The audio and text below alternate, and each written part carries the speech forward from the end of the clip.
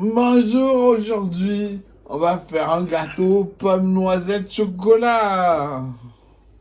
Dans la plaque du four, à un endroit cette fois, on met un peu d'eau, puis on met un papier cuisson, puis on met 250 grammes de noisettes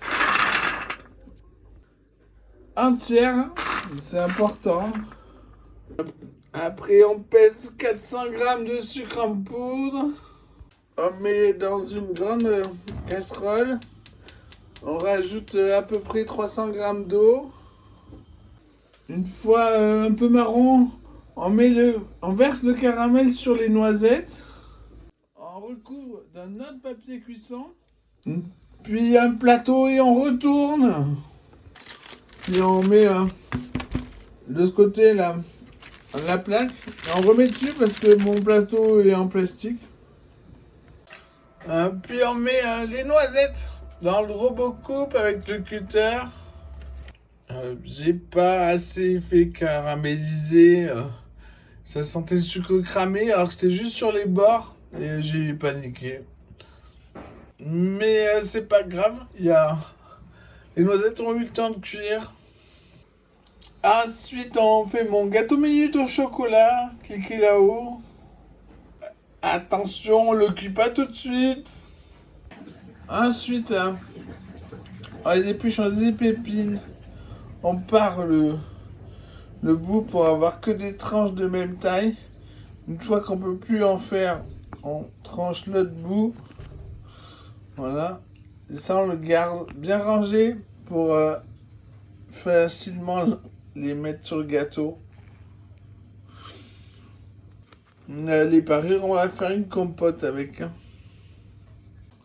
Alors le mieux c'est de prendre un couteau où les pommes ne se collent pas dessus, c'est-à-dire un petit couteau, à dents ou pas. Alors il vous faut 130 grammes de pommes émincées. On met la pâte dans un moule en silicone. On va recouvrir de pommes.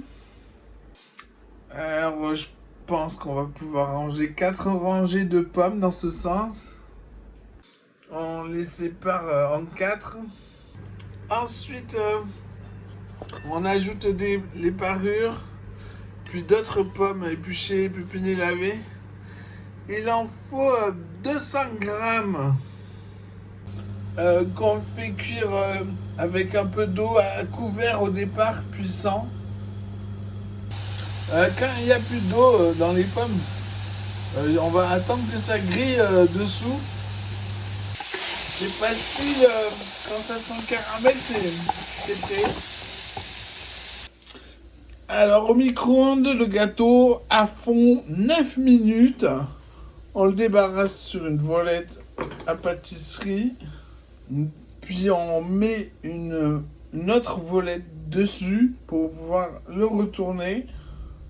Voilà, on le laisse tempérer dans le plat vendu avec le mixeur plongeant. On fait la compote, on la débarrasse, on met au frigo. Quand le gâteau sera tiède, on le mettra au frigo. Alors pour dresser, on met une part dans l'assiette.